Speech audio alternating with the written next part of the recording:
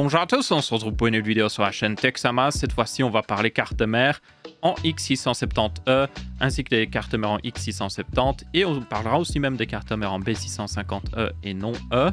Quelles sont les différences entre la version E et la version non E? Qu'est-ce qu'il y a de nouveau avec ces nouvelles cartes mères de chez AMD? Est-ce qu'elles vaudront la peine d'être gardées pendant des années? Parce que c'est un petit peu ce que veut faire AMD, c'est que cet écosystème qui crée, tout comme les cartes mères en X370 ont duré des années, normalement, peut-être dans 3 ans, vous pourrez toujours mettre un nouveau processeur dedans. Donc on va regarder à tout ça et on va aussi répondre à la question de pourquoi elle coûte plus cher que la génération d'avant. Vous allez comprendre en partie pourquoi d'ailleurs. Du coup ici j'ai une carte mère unboxée, on a aussi une carte mère dans ce PC là, que je vous montrerai des images de temps en temps pour justement parler de certaines nouvelles fonctionnalités. Donc là c'est la Strix X670E Gaming Wi-Fi. C'est une carte mère mini TX mais qui a énormément de fonctionnalités. Vous allez le voir, il y a même genre une petite télécommande à distance que vous avez pour qui vous sert de carte son, mais aussi vous pouvez brancher des trucs dedans. Donc c'est vraiment pas mal. Vous pouvez aussi overclocker automatiquement le processeur en appuyant sur un bouton. Donc hâte de voir ça. Du coup, sans plus tarder, on va commencer l'unboxing. On va l'ouvrir. Bon, évidemment, en premier, on a la carte mère. Ça semble logique. Donc voici la carte mère. Comme vous pouvez voir, très classe. Vous pouvez voir aussi cet énorme stack de radiateurs juste à côté du slot PCI Express. Ah, ça, c'est ce que fait un petit peu Asus pour vous permettre de brancher notamment plus de SSD en M.2. Donc, vous pouvez en mettre 2, il me semble, là-dessus. Oui, vous pouvez en mettre 2. On peut voir un peu d'ailleurs juste ici. Vous avez le connecteur PCI Express x4 et il y en a un autre juste au-dessus ici. Vous avez aussi la carte son qui est intégrée directement et tout ça, ça sert à refroidir. Il y a même un ventilateur juste ici qui permet de refroidir justement juste les SSD. Et vous avez aussi un ventilateur ici dans les VRM, on le voit assez bien ici, voilà, il est juste là, qui permet de refroidir les VRM justement. Pourquoi? Parce que on peut mettre des assez gros processeurs sur cette carte mère. Vous pouvez mettre jusqu'à un 7950X, un processeur 16 cœurs qui consomme quand même pas mal parce que AMD, si vous n'avez pas vu ma vidéo de test AMD, je vous invite à la regarder. Les processeurs AMD de cette génération-ci peuvent monter assez haut en consommation. Donc, yep, il faut assez bien de VRM robustes. Et genre, Asus en a mis des très robustes. On peut les voir d'ailleurs un petit peu ici. Des connecteurs de ventilateurs qui sont protégés, ça c'est plutôt cool. Des sortes de drôles de connecteurs USB type C ici, je me demande c'est pourquoi. Nous avons évidemment le slot PCI Express, les slots de RAM, et c'est à peu près tout le tour physique d'une carte mère mini TX. Maintenant, on va la mettre sur sa boîte et je vais commencer à parler des différences. C'est un peu difficile de voir ce qu'il y a sur la boîte avec la carte mère. On va utiliser cette boîte-là. Ça, c'est une future vidéo. Vous avez aussi les cartes mères en Z790 qui arrivent. Vous aurez une vidéo sur toutes les nouveautés du Z790. Qu'est-ce que ça change par rapport au Z690? Pas grand-chose, vous allez le voir. Dans tous les cas, je vais l'utiliser parce que, hop, comme vous pouvez voir, on voit mieux le contraste maintenant. On voit bien le bord de la carte mère. C'est bien comme ça. Alors déjà, vous allez me demander quelle est la différence entre les versions E et les versions non E du X670. Ça a à voir principalement avec ce slot que vous avez ici, PCI Express, ainsi que le slot SSD qui est raccordé directement au processeur. Ces deux slots supportent le PCI Express 5.0. Et ça, vous l'avez seulement sur les versions E. Donc c'est pour ça que les versions E d'ailleurs de ces cartes mères vont coûter plus cher. Parce que supporter le PCI Express 5.0 en réalité coûte de l'argent. Parce que les tracés que vous avez du slot PCI Express jusqu'au processeur doivent être bien mieux gérés. Ils doivent être renforcés davantage pour que le signal reste bon. Parce que le slot PCI Express 5.0 évidemment a beaucoup plus de bandes passantes qu'un 4.0. Il en a 2 fois plus. Donc yep, c'est pour ça que vous avez déjà une première augmentation du prix. Vous l'avez aussi sur le slot PCI Express pour le SSD. Comme j'ai dit, c'est seulement celui qui est raccordé directement au processeur. Pour les autres SSD, vous retournerez à du PCI Express 4.0. Après, honnêtement, je pense pas que vous aurez besoin de plus qu'un seul slot. Surtout qu'il y a un seul SSD PCI Express 5.0 qui me semble qui est sorti jusqu'à maintenant. Donc, yep, je ne crois pas que vous en aurez plus besoin que ça. Du coup, aussi, pour ceux qui se demandent, est-ce qu'il y a une différence de potentiel d'overclocking entre une version E et une version non E? Normalement, non. Ça ne vient pas du chipset. Après, vous devez bien vous en douter. Tous les constructeurs utilisent une version E pour les versions plus haut de gamme. Donc, c'est pas vraiment le chipset qui change. C'est juste que, comme ils utilisent le chipset en version E pour une carte mère haut de gamme, ils mettent des meilleurs VRM. Donc, oui, vous aurez un meilleur potentiel d'overclocking sur ces cartes mères. Mais c'est pas dû au chipset. Un constructeur pourrait sans problème faire une carte mère en X670 non E avec des très bons VRM et vous auriez certainement un aussi bon overclocking. Donc, tenez-en compte. Maintenant, quelle autre nouveauté vous avez sur toutes les cartes mères, quoi qu'il arrive, peu importe le chipset? Ben déjà, vous avez plus de lignes PCI Express. Donc, ça se voit justement sur la carte mère TUF qu'il y a ici. C'est la TUF Gaming Wi-Fi... Enfin, c'est la X670 TUF Gaming Wi-Fi Plus, ou je sais plus quoi. Les noms, c'est un peu compliqué. Je vous le mets à l'écran, mais comme vous pouvez voir, il y a beaucoup plus de slots M.2 sur ces cartes mères. Là, j'en compte 4 sur la TUF notamment. En général, sur les cartes mères AMD jusqu'à maintenant, il y en avait 2, voire un 3e des fois chez certaines marques sur les cartes mères plus haut de gamme. Asus aussi avait sur les cartes mères vraiment haut de gamme un slot spécial avec des SSD, mais ça, c'était propre à Asus. En général, vous en aviez 2. Là, vous en avez 4. Et ça semble être présent sur beaucoup de cartes mères d'autres constructeurs, même sur des cartes mères plus entrée de gamme avec des gros guillemets parce que c'est clairement pas de l'entrée de gamme vu le prix, mais là c'est une nouveauté, c'est justement quelque chose qu'il y a sur les cartes mères Intel. Sur les cartes mères Intel, ça fait des années qu'on a 3-4 slots SSD M.2, donc là c'est cool de voir qu'on a une petite upgrade aussi au niveau d'AMD, et beaucoup de ces slots supportent le PCI Express 4.0, donc vous aurez des SSD plutôt rapides aussi, et ça permettra, ça c'est quelque chose de vraiment bien selon moi. Si vous mettez un SSD pour votre système d'exploitation, puis vous mettez un deuxième SSD peut-être pour vos jeux, vu que le prix des SSD a quand même pas mal chuté, plus tard, si vous êtes en mode « Oh, je manque d'espace, il faut que j'installe le dernier Call of Duty, donc il me faut un SSD d'au moins 1 Tera juste pour ça », vous pouvez en rajouter un, parce que vous avez jusqu'à 4 slots. Donc ça, c'est selon moi un assez grand avantage, et c'est un peu dommage qu'il a fallu autant de temps pour qu'on l'ait, mais on l'a enfin. Avec ça, vous aurez aussi plus de ports USB. Ça, j'en profite aussi pour aller voir un petit peu l'IO de cette carte mère-là. Donc, on a 2 USB 10 gigabits ici. Je vois un autre 10 gigabits ici. Nous avons plus de l'USB classique. Et on a, justement, ça, c'est un USB type C 4.0. Donc, il fait du 40 gigabits. On voit qu'il y a un petit 40 qui est écrit. Ça veut dire aussi qu'il supporte techniquement tout ce qui est accessoire Thunderbolt 4.0 pour information. Donc, ça, c'est cool à voir. On a encore plus de 10 gigabits ici, 2, et on a un port Ethernet 2,5 gigabits. Jusqu'à maintenant, toutes les cartes mères que j'ai pu voir de chez AMD en X670 ont par défaut toujours du 2,5 gigabits. Donc à mon avis, ça doit être une nouveauté. 2,5 gigabits, c'est un peu dommage, je trouve, parce que vous allez le voir, on a 10 gigas, 10 gigas, bon, cela c'est différent. 10 gigas, 10 gigas, 40 gigabits, et puis le port Ethernet 2,5 gigabits.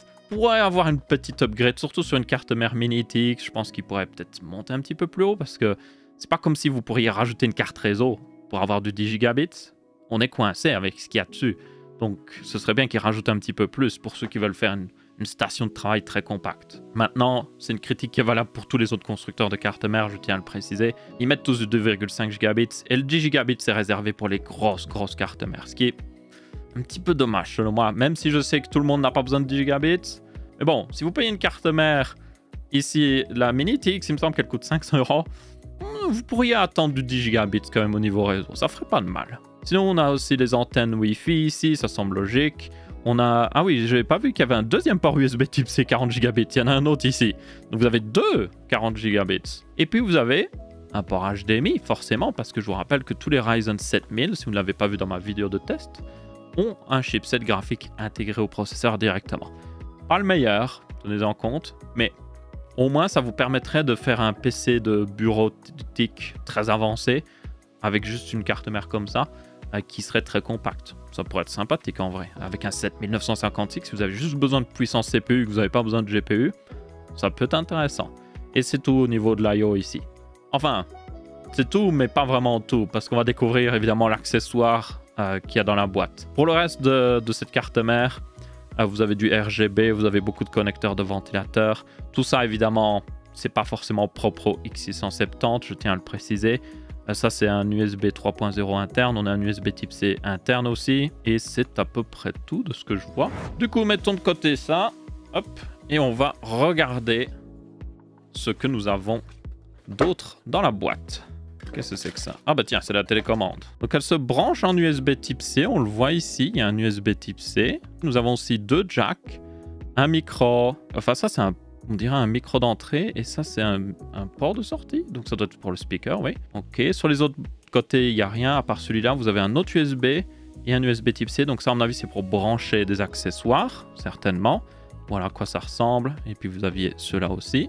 C'est mieux quand je mets à la lumière. Et puis par au-dessus, vous avez 3 boutons.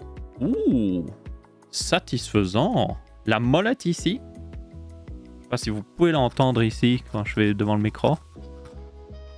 Ah, on peut appuyer dessus aussi. Ça doit être pour régler... Ouais, je vois réglage du volume. On peut muter, à mon avis, en appuyant dessus. Et on peut augmenter le volume et le diminuer. Ça, c'est vraiment cool. Donc, ça fait carte son USB. Et en plus, vous allez le voir, il y a un bouton ici, en plein milieu, avec écrit PBO. Et en fait, si vous appuyez sur ce bouton, eh bien, vous allez activer le PBO sur votre PC. Enfin, à travers la carte mère, vous allez activer le PBO. Et ça va overclocker le processeur automatiquement. Alors, le PBO n'est pas vraiment du full overclocking. C'est plus, vous dites au processeur, « Hey, te restreins pas. Va le plus haut que tu peux. Chauffe s'il faut. Prends autant d'électricité que tu veux et booste les performances. » Donc, c'est pas vraiment un overclocking manuel, mais c'est quand même très cool à voir.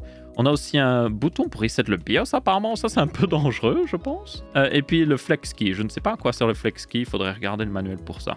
La construction est bonne. Nous avons des petits pieds qui empêchent qu'ils glissent. Donc, comme vous pouvez voir là, ça glisse pas facilement.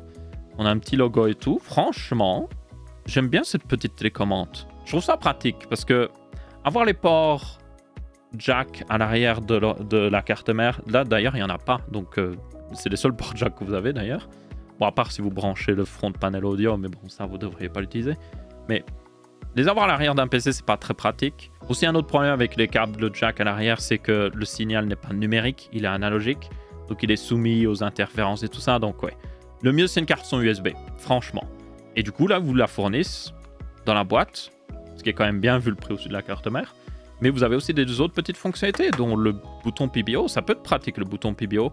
Je le vois surtout si vous êtes en mode « Ah, je dois faire un rendu. Allez, je veux que ça aille le plus vite possible. » Bim, t'appuies et c'est parti mon kiki, quoi. Surtout que vous pouvez techniquement activer le PBO pendant que le PC est allumé, parce que vous pouvez le faire avec Ryzen Master, si je me souviens bien. Donc, ouais. Qu'est-ce que nous avons d'autre dans la boîte? Nous avons... Oh, le petit truc que vous pouvez accrocher à votre porte-clés. Toujours pratique. C'est sympa. SATA. Ensuite, nous avons l'antenne Wi-Fi. La nouvelle antenne Wi-Fi Asus que j'adore. Que j'aimerais bien sur mon PC actuellement. Des petits trucs autocollants. À mon avis, ça doit être pour coller quelque chose. Un câble qui est vachement bien protégé, la vache.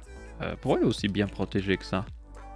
Oh, parce qu'il y a des pins apparents. Ça doit être un câble d'extension pour quelque chose. On dirait un câble audio. Ça doit être peut-être pour brancher le front panel audio. Ensuite, on a un câble, je pense c'est un USB interne USB 2.0 vers plus d'USB. Donc, si vous avez besoin de plus d'USB. On a un petit pad de refroidissement. Donc, ça doit être pour un SSD à mon avis. Si vous avez utilisé l'autre. Des serre-câbles pour gérer les câbles. Et l'USB type C que vous pouvez utiliser pour brancher justement la carte son. Ce qui semble assez logique. Et puis... un petit truc qui vous dit « Bienvenue dans la République des gamers ». Et puis le manuel de la carte mère, évidemment. Oh, on a aussi un manuel dédié à la télécommande, peut-être? Qu'est-ce que c'est que ça? Oui, c'est dédié. Donc, ils appellent ça le Rockstrix Hive, pour information.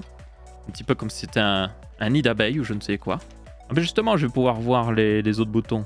Ah, le bouton BIOS, en fait, c'est pour flasher le BIOS. Je ne sais pas si c'est pratique de l'avoir sur la télécommande, mais ça veut dire que vous ne pouvez pas forcément reset votre BIOS, donc ça, c'est une bonne nouvelle. Oh, ça, c'est bien. Les petites LED que vous avez ici, en fait, il y a des petites LED, on les voit refléter la lumière. C'est les LED qui vous indiquent s'il y a un problème avec un des composants. Donc, il y en a un pour le CPU, la RAM, le GPU et certainement la carte mère ou autre chose. Le boot, plutôt. Donc, vous avez, au lieu de regarder dans votre PC...